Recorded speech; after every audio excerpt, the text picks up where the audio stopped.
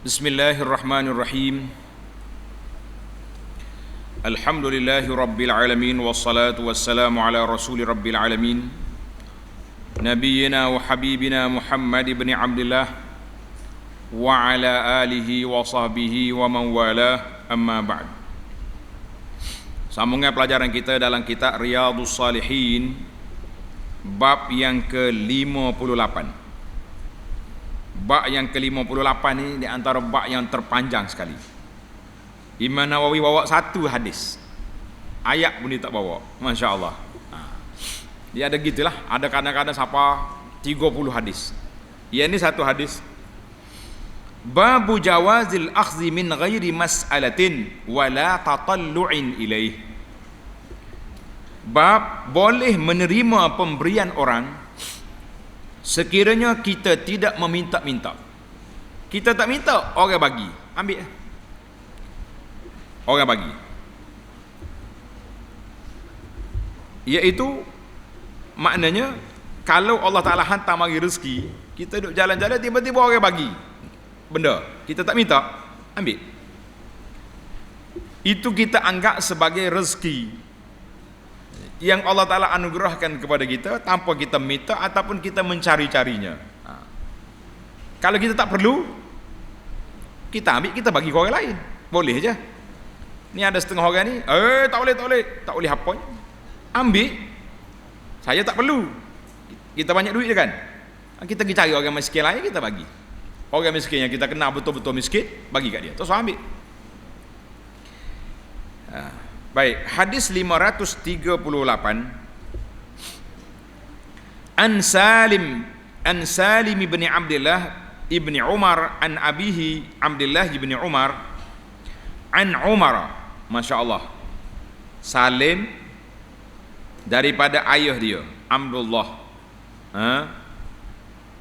daripada Umar. Berapa beranak? Ayah, anak, cucu, 3 rawi. Masya Allah.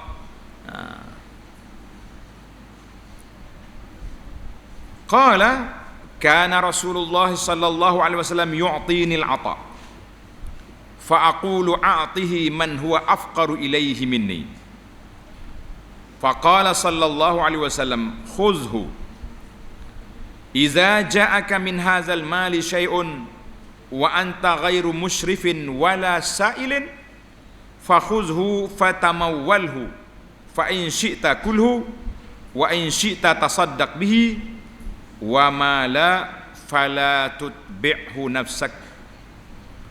Qala Salim fa kana Abdullah la yas'alu ahadan syai'an wa la yaruddu syai'an u'tiyahu, muttafaqun alaih.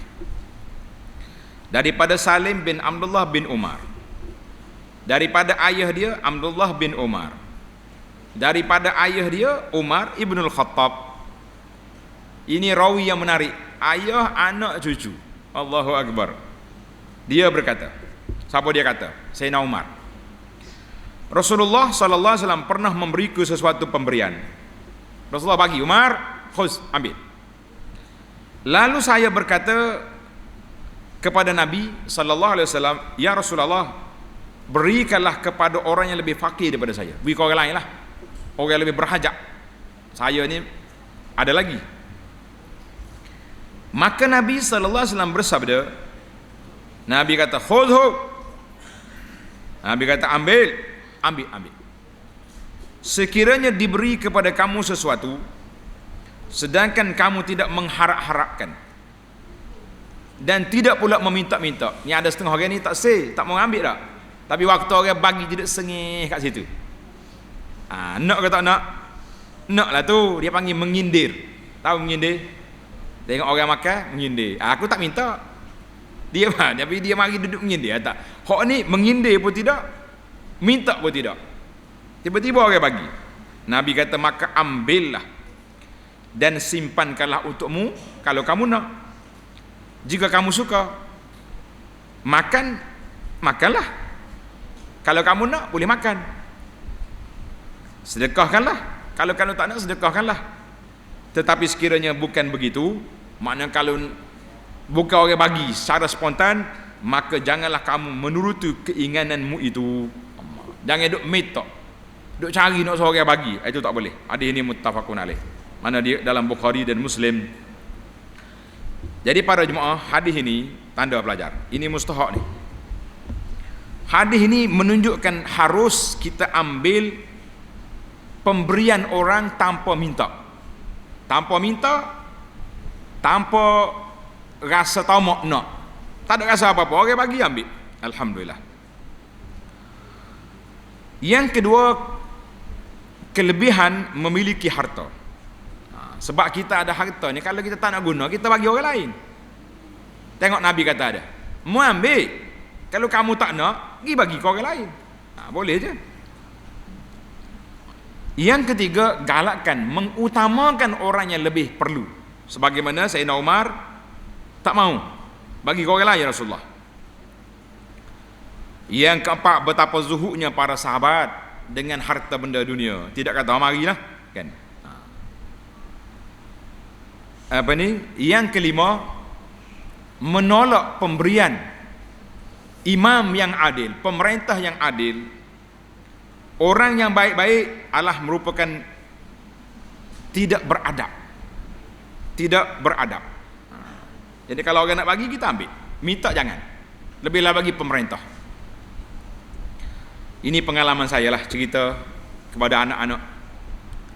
Tahun 2016, anak dapat panggilan daripada pejabat SUK. Dia kata, Ustaz, minta hadir ke pejabat, Datuk SUK nak jumpa. Kita pergi. Gigi ada surat atas meja, cop daripada Istana Negeri. Buka. Dia kata, memang saya tak hantar surat ni. Boleh ya hantar, tapi saya nak suruh mari sini sebab nak tanya. Bila buka-buka, rupanya nama sekian ni diberi anugerah gelaran Datuk Paduka Jiwa Mahkota yang beri. Kita kata, buat apa? Saya orang pondok, ini orang kampung, buat apa?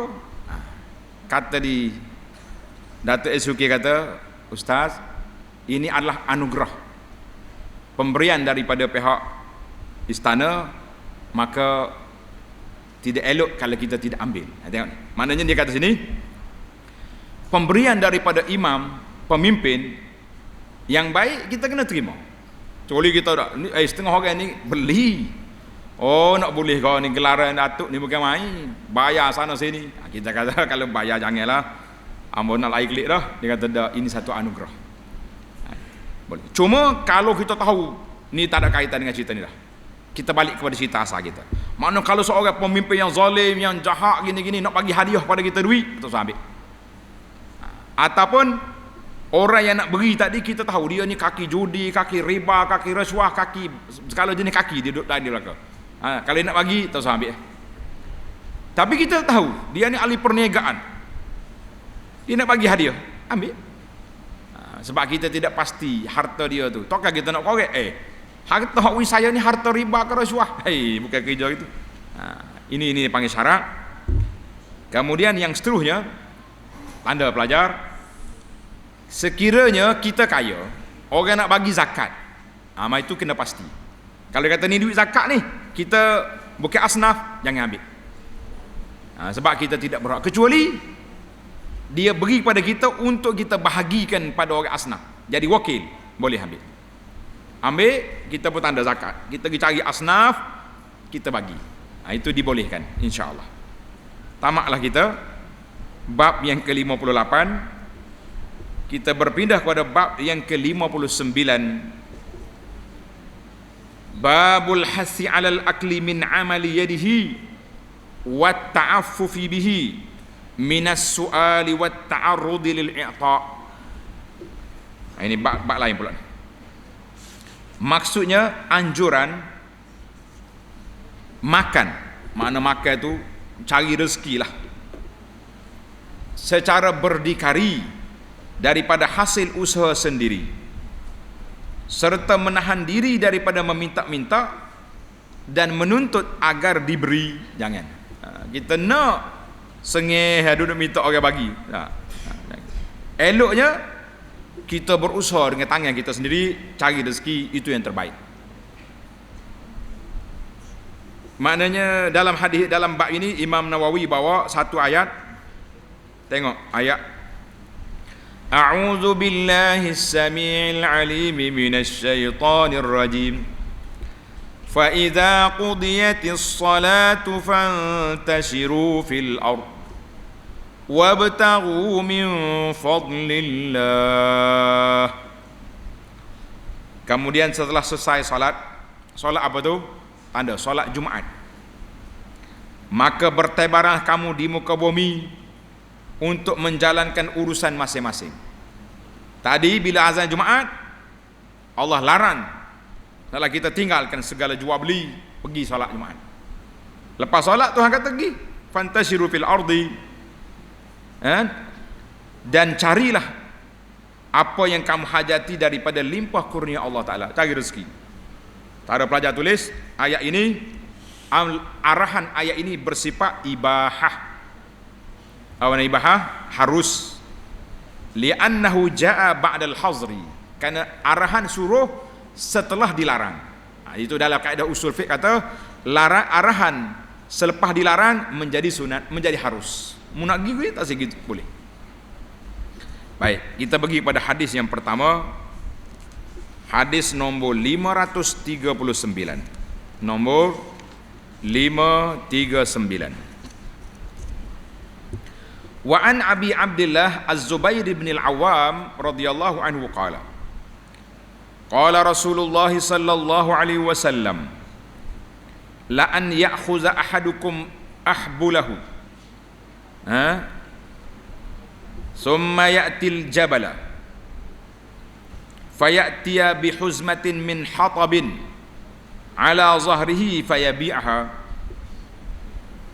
fayakuffa Allahu biha wajhahu khairun lahu min an yas'alan nasa a'tauhu aw mana'uhu.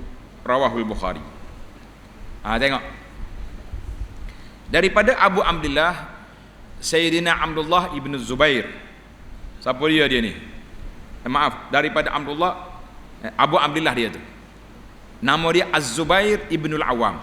Az-Zubair ibn Al-Awwam. Dia ni birah Nabi ni kan. Dia nikah dengan Asma. Nabi kita dengan Aisyah kan. Dia berkata, Rasulullah sallallahu alaihi wasallam bersabda, sesungguhnya sekiranya salah seorang di antara kamu semua mengambil beberapa utas tali, kemudian pergi ke gunung, ke bukit, dan kembali dengan memikul seikat kayu bakar dan menjualnya, pergi cari kayu api, kemudian dengan hasil itu Allah mencukupkan keperluan hidupnya, Masya Allah, itu lebih baik daripada meminta-minta kepada sesama manusia, sama ada mereka memberi ataupun mereka tak beri. Dua tu orang ni kan. Dalam hadis ini dikeluar oleh Imam Bukhari, tanda para pelajar, hadis ini menggalakkan kita jangan meminta. Pergi cari rezeki. Macam-macam rezeki boleh buat. Masuk dalam hutan cari kayu api boleh. Kalau pandai sikit pergi cari madu. Madu ni kaya raya bang. Nah, kalau pandai pergi ke sungai cari ikan. Jangan hidup gagal ada kolam orang sudahlah. Nah, itu cerita lain. Yang pentingnya kita usaha cari, berusaha. Insya-Allah dengan niat ikhlas Allah Ta'ala akan berkat hidup dia. Seorang sahabat kita, kalau saya sebut nama ramai orang kenal, anak dia belajar sini, beberapa orang, dia belajar di lain tempat. Kerja dia apa? Ni orang panggil menyadaknya. Tahu menyadak? Ambil tuaknya. Orang luar kata nira. Tahu nira? Air tuak tu lah nira tu. Tak payah apanya. Kalau kata orang luar kata tuak bahaya. Nyadaknya kata kebunnya sendiri. Dia kata dah, kita pergi pawah dengan pokoknya orang. Masya Allah tabarakallah. Anak dia daripada mengaji pondok masuk universiti, boleh mengaji belaka, hasil daripada kasbi yadihi, daripada hasil tangan dia duduk sadak menyadaknya. Kita kata barakallahu fika wa fi ahlika wa malika.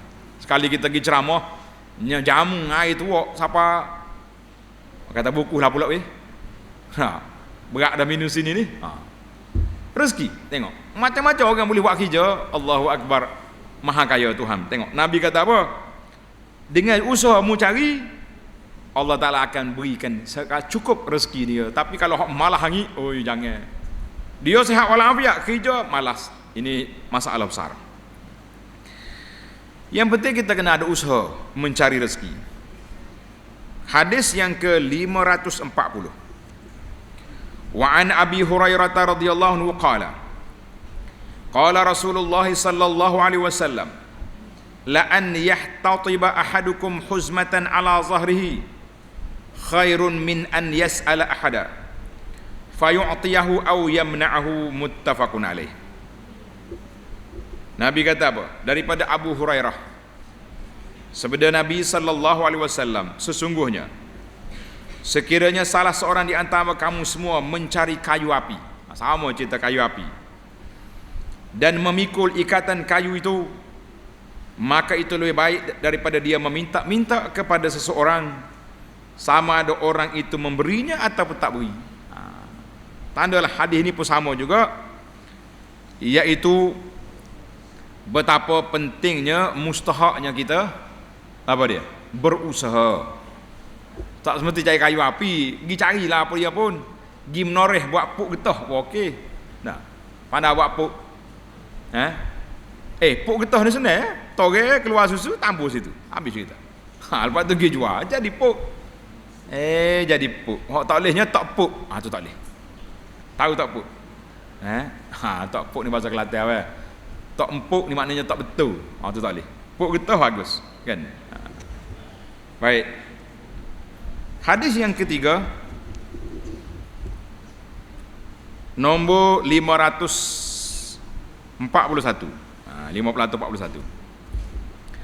Wa anhu anin Nabi sallallahu alaihi wasallam qala kana Daud alaihi salam la ya'kulu illa min amali yadihi, rawahul Bukhari. Nabi kata Nabi Daud. Nabi Daud ni siapa? Siapa dia Nabi Daud? Nabi. Kan? Ada mukjizat dia. Boleh je dia minta makanan dengan Allah. La. Nabi Daud tidak pernah makan kecuali daripada hasil usahanya sendiri. Allahu Akbar. Nabi Daud ni kerja dia apa? Wa alanna lahul hadid. Allah Ta'ala lembutkan besi. Tangan dia pergi besi, cair habis. Dia boleh buat pedang, boleh buat baju rantai, boleh buat apa. Ini usaha. Dia panggil haddad. Haddad ni maknanya tukang besi.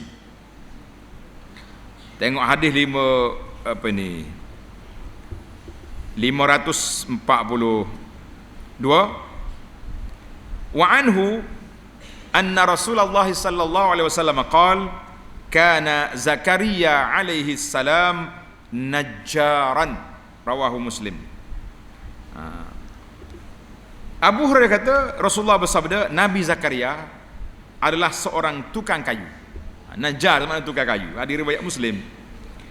Samalah para pelajar sekalian, mereka itu nabi, tapi berusaha bekerja. Kata di para ulama, syarat nak kerja di sini tidak mengganggu gugat apa dia? Kerja dakwah dia tak terganggu, boleh kerja. Yang kita bimbang hari ini pendakwah, ustaz-ustaz mengaji sampai ke negeri Arab,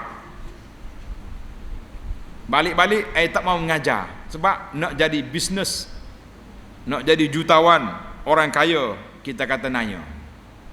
Lebih-lebih lagi yang belajar di negara Arab, di tanah haram, yang memang kos perbelanjaan ditangguh oleh Arab supaya jadi pendakwah, dia balik jadi tokeh, macam-macam tokeh lah. Tokeh mengajar, dakwah tidak. Kita kata ini satu masalah. Ada sahabat kita boleh kerja berhenti kerana menjadi petani, pendakwah, tapi mengajar kuat. Kita kata ini di antara yang hebat, sebab dia tak terikat dengan orang, tak takut. Kalau dia berkata yang benar pun orang tak boleh marah dia, sebab dia sudah cakap yang benar. Orang nak tukar dia tak boleh, dia kerja sendiri. Itu.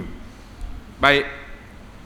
Hadis yang terakhir dalam bab kita ni, Masya Allah, ada 5 hadis saja. Hadis 543. Wa anil Miqdam bin Ma'di Karibah radhiyallahu anhu anin nabi sallallahu alaihi wasallam qala ma akala ahadun ta'aman khairan min an ya'kula min amali yadihi wa inna nabiyallahi Dawud alaihi salam kana ya'kulu min amali yadihi, rawahul Bukhari. Daripada Miqdam bin Ma'di Kariba radhiyallahu anhu, sabda Nabi sallallahu alaihi wasallam, tidak ada seorang pun yang makan suatu makanan lebih baik daripada makanan hasil usaha tangannya sendiri. Tak kira lah sama ada kita tanam pokok, kita makan dia, ataupun kita beli makanan kita tu daripada hasil fulus yang kita usahakan, duit dia tu. Kita kerja najar tu ke apa? Ke kayu, haddad, tukang besi, itu dia panggil kerja dia. Boleh belaka. Yang tak bolehnya tukang buah, itu tak boleh. Tak kerja tukang buah ni. Allahu Akbar. Ada seorang pakcik di luar kampung panggil dia Mamak J. Tahu mana J apa? Kalau dia bercakap kedai kopi, projek juta saja. Oh, juta situ, juta sini. Orang panggil Mamak J.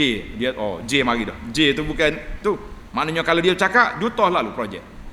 Tapi air teh hak dia minum kena orang lain bayar. Dia projek juta-juta. Minum teh. Maka teh orang lain kena bayar. Dia kata ini jadilah betul lah orang panggil J dia tu. Bahasa jenis buah besar. Juta lalu kalau dia cakap. Kita kata juta rupiah boleh lah, juta rupiah. Juta kan.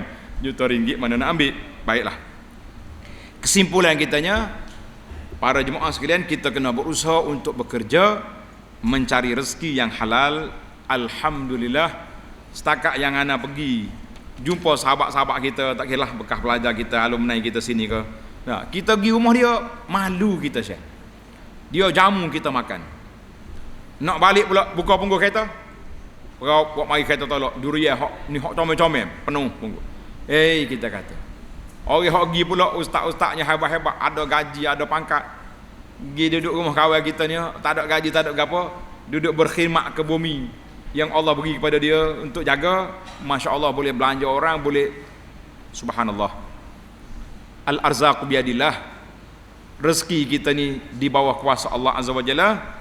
Namun hadis-hadis ini menunjukkan keberkatan hidup apabila kita berusaha dengan tangan kita sendiri, insya-Allah. Tamat kita insya-Allah bab yang ke-60, babul karami wal jud. Kita akan sambung dalam siri yang akan datang. Subhanakallahumma wa bihamdika asyhadu an la ilaha illa anta astaghfiruka wa atubu ilaih. Wa sallallahu ala nabiyyina Muhammad wa ala alihi wa sahbihi ajma'in walhamdulillahi rabbil alamin.